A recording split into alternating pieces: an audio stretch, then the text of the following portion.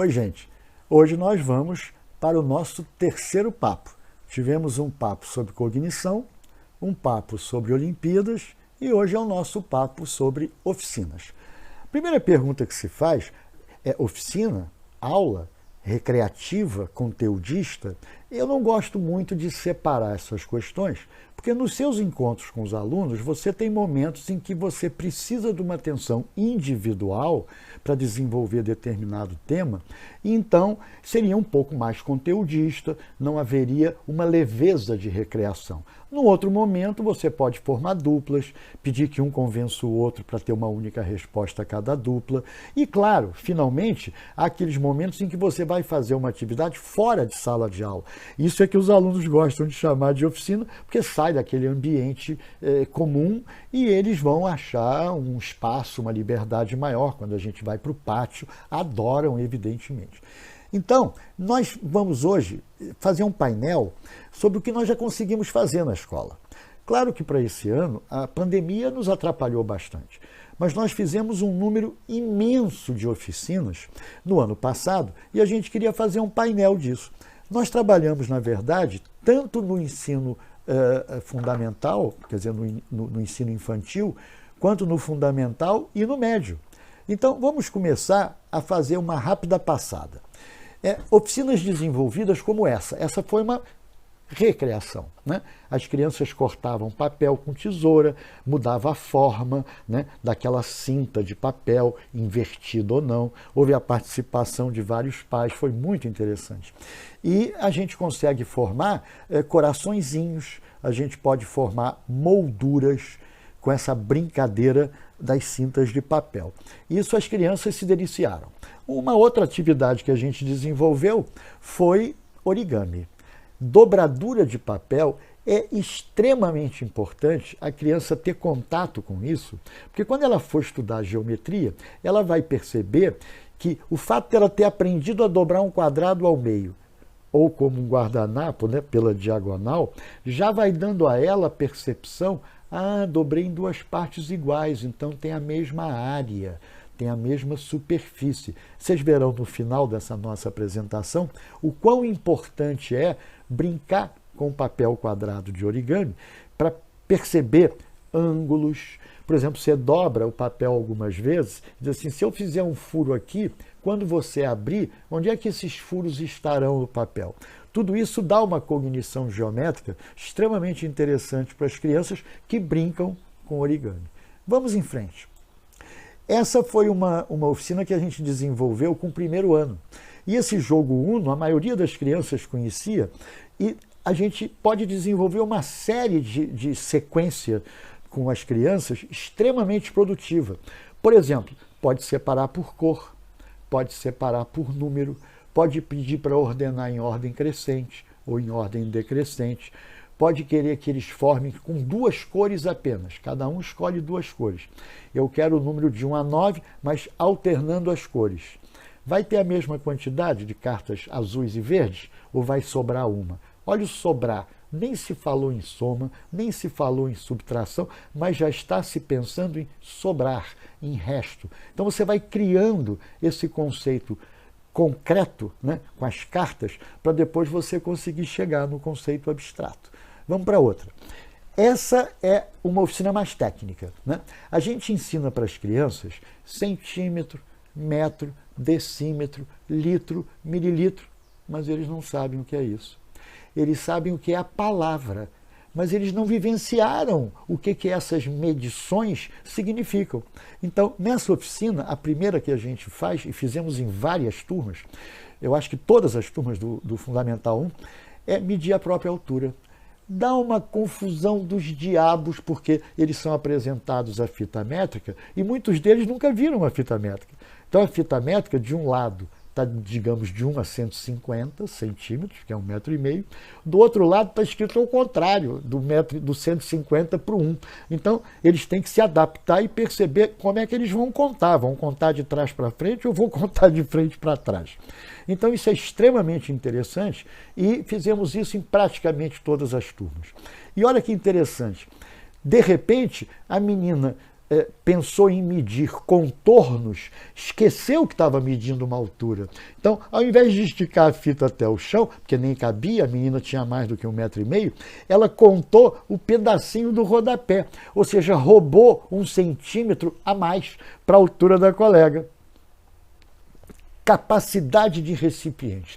Essa oficina é um sucesso para as crianças, porque elas olham o mundo real, mas elas não conseguem juntar conceitos que elas aprenderam com o que elas veem. Então, nessa oficina, a gente leva uma tralha para a sala danada, a gente leva uma caixinha de achocolatado, a gente leva uma seringa, a gente leva um recipiente de cozinha, leva um potezinho, um recipiente ou de água oxigenada, né? E leva o que faz grande sucesso com as meninas, um vidrinho de esmalte e um remédio para eles verem volume, capacidade, né? Uma caixinha. E basicamente a ideia é a seguinte: eu quero saber qual é o volume dessa garrafinha. Então eles pegam a ampola, enchem a ampola, a gente pede para eles prestarem atenção, ver até onde eles encheram, né, de líquido, esvaziar dentro da garrafinha e perceber na última utilização da ampola quanto que sobrou na ampola, para poder somar a quantidade certa que foi utilizada para encher a garrafinha. Uma outra coisa que a gente parte da premissa é que centímetro cúbico e mililitro são conceitos que já foram inicialmente apresentados e ensinados formalmente para as crianças. Aí eu pergunto o seguinte: todo mundo conhece a caixa de leite, né? Aquela caixa de leite que fica guardada na geladeira. Aí eu pergunto, vem cá, qual é o volume que cabe nesta garrafinha, quer dizer, nessa caixinha de achocolatado, a capacidade? Aí eles começam a prestar atenção no invólucro.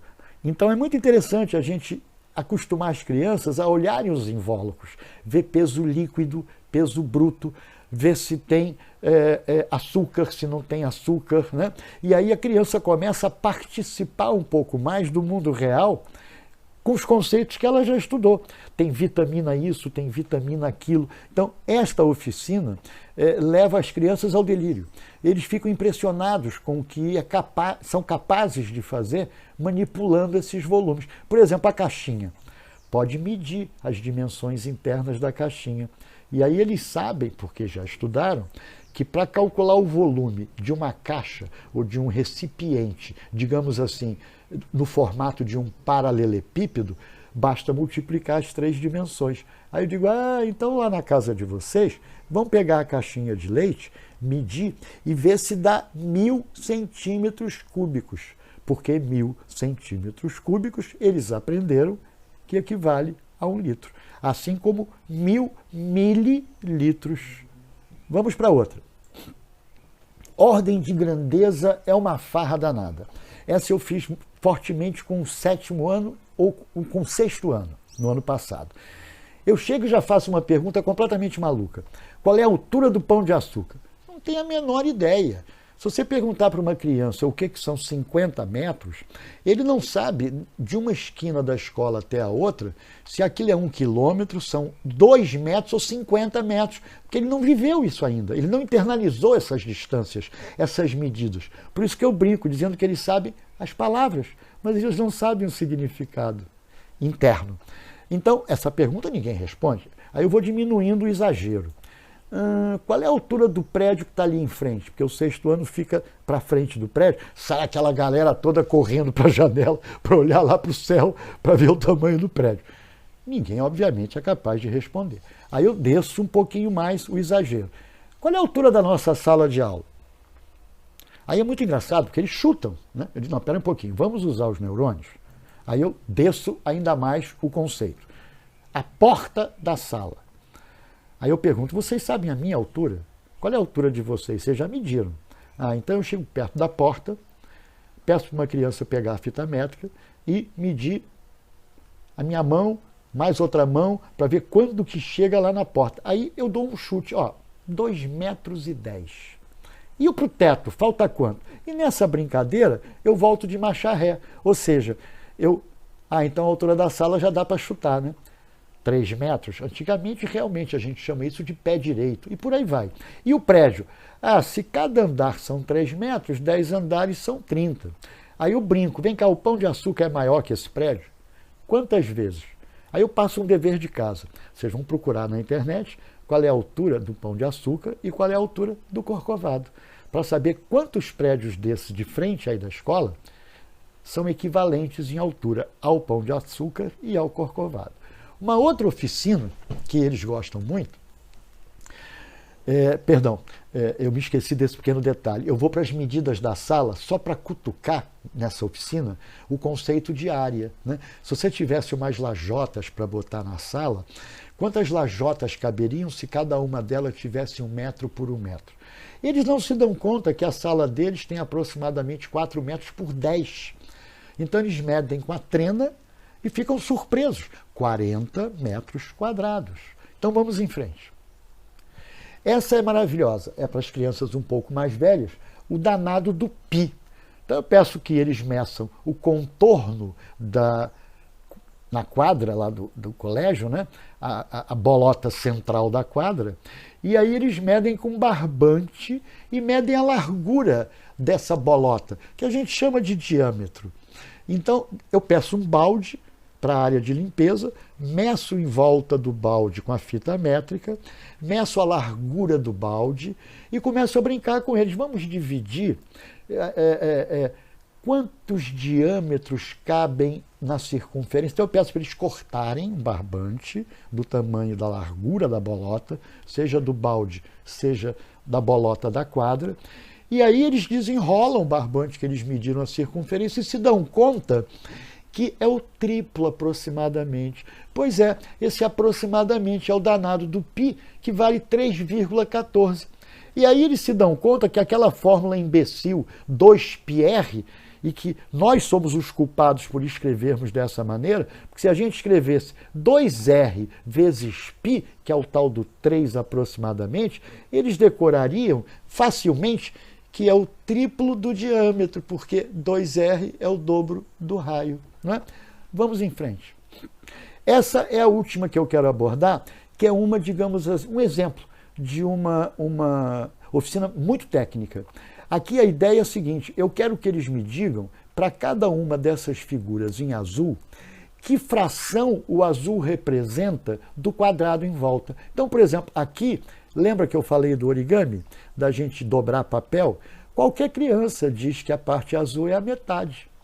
Aqui também, se ela brincou com origami, não tem dúvida. Aqui as crianças já têm uma dificuldade maior, mas se ela já fez dobradura, ela já levou essa pontinha para o centro. Aí ela descobre que a parte azul é igual à parte branca. Então, esse quadrado maluco, ele também é a metade do quadrado grande.